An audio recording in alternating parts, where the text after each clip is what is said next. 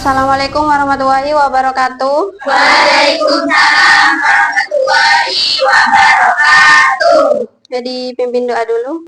Sebelum kegiatan dimulai, marilah kita berdoa terlebih dahulu. Berdoa mulai. Doa selesai. Saya absen. Adelia. Oke, sebelum kita memulai pembelajaran, kita melatih konsentrasi terlebih dahulu, yaitu kita memainkan sebuah ice breaking. Coba kalian berdiri semuanya biar semangat. Sudah rapi? Sudah. Nama ice breakingnya itu sesungguhnya dan tidak sesungguhnya. Jadi nanti yang saya menyebutkan sesungguhnya, kalian maju berarti maju, mundur mundur, kiri kiri, kanan kanan, sambil pegang pundak temennya. Terus kalau tidak sesungguhnya, kebalikannya ya.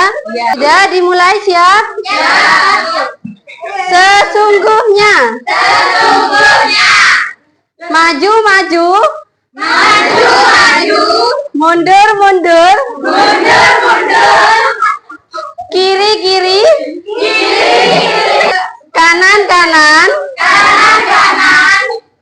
Mundur mundur. Kanan kanan. Kiri kiri. Pertemuan sebelumnya kita membahas tentang hak dan kewajiban ya? Ya. Apa itu hak? Sesuatu yang kita dapatkan. Kemudian kewajiban apa? Kita laksanakan. Tujuan pembelajaran yang baru yaitu menganalisis kasus pelanggaran hak dan pengingkaran kewajiban sebagaimana diatur dalam UUD 1945, dan nanti kita juga merumuskan solusi secara kreatif, kritis, dan inovatif. Kira-kira apa faktor penyebab dari kasus pelanggaran hak dan pengingkaran kewajiban? Apa, Bu? Kira-kira apa faktor penyebabnya? Sikap tidak toleran. Sikap egois. Kemudian sikap egois itu kayak apa? Mementingkan diri sendiri. Terus kemudian kedua, Sikap tidak toleran. tidak toleransi. Ketiga, ada penyalahgunaan dari kekuasaan kayak pejabat-pejabat ya. Di sini ada satu artikel, satu berita, ganti rugi untuk korban salah tangkap. Ini termasuk pelanggaran hak apa pengingkaran kewajiban? Pelanggaran hak, benar ya? Karena di sini polisi itu salah tangkap seseorang ya, berarti termasuk pelanggaran hak. Faktor penyebabnya apa? Kalau berita ini, ketidaktegasan aparat hukum. Kan berarti ini salah tangkapnya dari polisi kan? Berarti tidak hati-hati bisa, tidak tegas juga bisa, tidak teliti ya. Kira-kira apa kasus pelanggaran yang ada di keluarga, di lingkungan keluarga?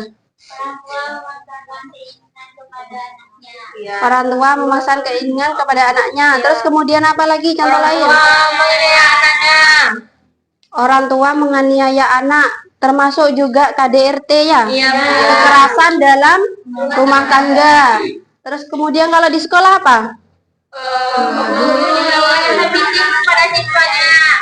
Oknum guru melakukan kekerasan fisik. Tapi kalau di zaman sekarang biasanya hampir tidak ada, karena ada peraturan ya. Iya, Bu. Terus apa lagi contohnya?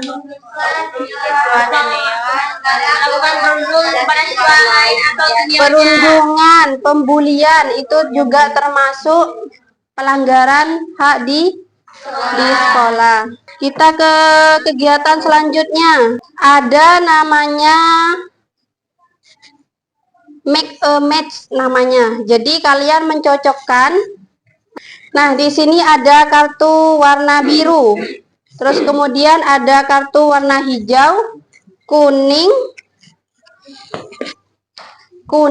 sama putih. Putih kosongan. Jadi nanti yang warna biru ini pasalnya. Jadi ada pasal disebutkan ayat berapa, kalian cari pengertiannya. Jadi pasal misalkan pasal 28I ayat 1 itu membahas tentang apa? Kalian cari di kartu warna hijau. Kemudian cari kasus pelanggarannya di kartu warna kuning. Kemudian cari lagi solusinya. Dari pengingkaran yang warna kuning ini kalian cari solusinya sendiri, ditulis di kartu putih ya. Sudah jelas? Saya sediakan satu kelompok satu ya. Ditempel di sini. Di sini sudah ada ini apa? Double tip, kalian tinggal tempelkan sesuai warnanya. Jadi warna biru, hijau, kuning, putih gitu.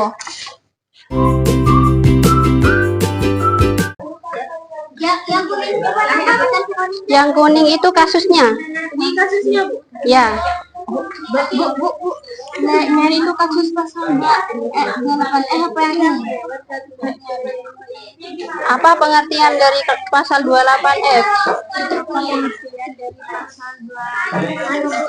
Ini orang Ya, berarti tentang komunikasi kasusnya. komunikasi khususnya Ya. Iya, solusinya. Solusinya yang ini.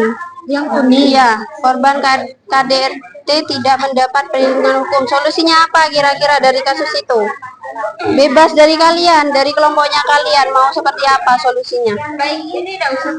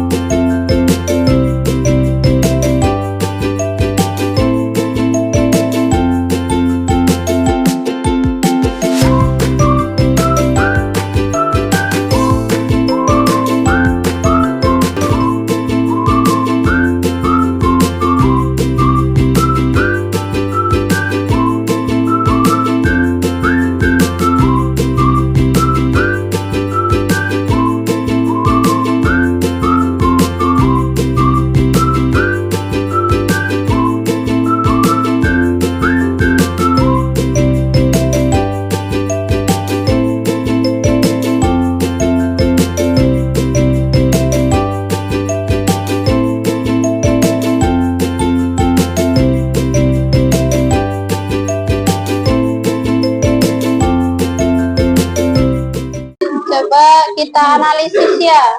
Yang pertama itu ada pasal 28G ayat 1. Setiap orang berhak atas perlindungan perlindungan diri dan kehormatannya. Contoh kasusnya korban tidak mendapatkan perlindungan hukum. Kira-kira sesuai enggak? Sesuai enggak? Sesuai ya? Coba kelompok 4 dibacakan solusinya. Ke depan satu. Yang hijau. Iya. Yang putih. Oh, yang putih. Peningkatan kesadaran dan edukasi ke laporan ke lembaga alternatif atau advokasi dan pendampingan hukum, media dan opini hukum. Mekanisme perlindungan alternatif mendorong reformasi institusi hukum. Ya, sudah. Kelompok 1. Pasal 28F, setiap orang berhak berkomunikasi dan memperoleh informasi. Kemudian kasusnya, warga menyebarkan informasi pribadi orang lain tanpa izin. Kira-kira keterkaitan apa enggak? Keterkaitan. Termasuk pelanggaran nih ya. Coba solusinya disampaikan kelompok 2. Sudah. Yang putih. Pembangunan infrastruktur pendidikan, pengadaan dan pemerataan guru, fasilitas akses pembelajaran digital, pengawasan dan evaluasi program pendidikan. Ya, sudah. Sudah bisa disimpulkan di sini kelompok 4 yang banyak benarnya dan sesuai antara pasal, kemudian pengertiannya sama kasusnya ya. Kelompok 3 juga benar. 4 salah 1. Sudah, tepuk tangan. Sebagai penutupan, saya mau kalian mengisi refleksi pembelajaran.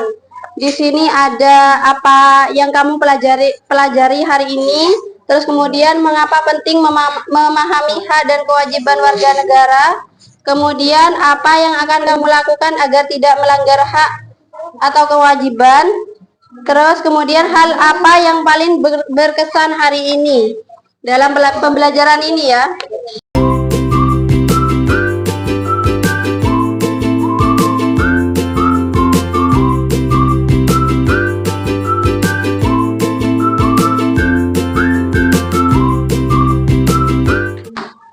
Sudah selesai menulis refleksi? Ya, Bu. Coba saya bacakan salah satu siswa. Oke, Ria, silakan berdiri.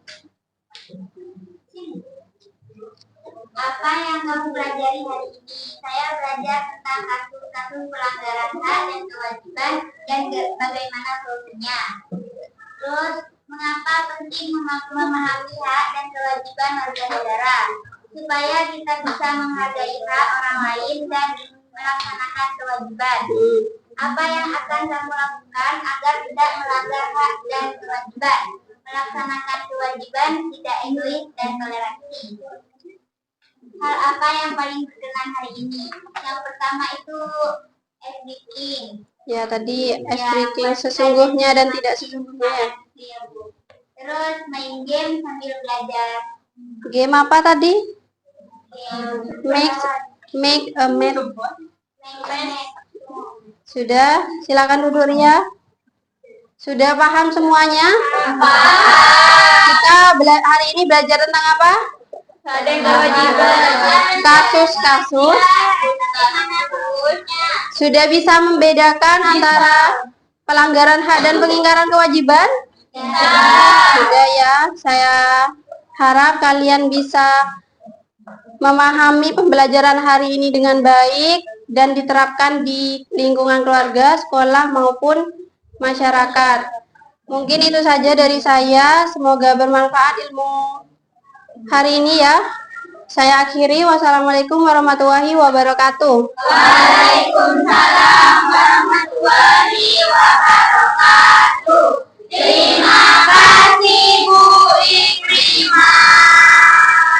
Sama-sama. Sudah.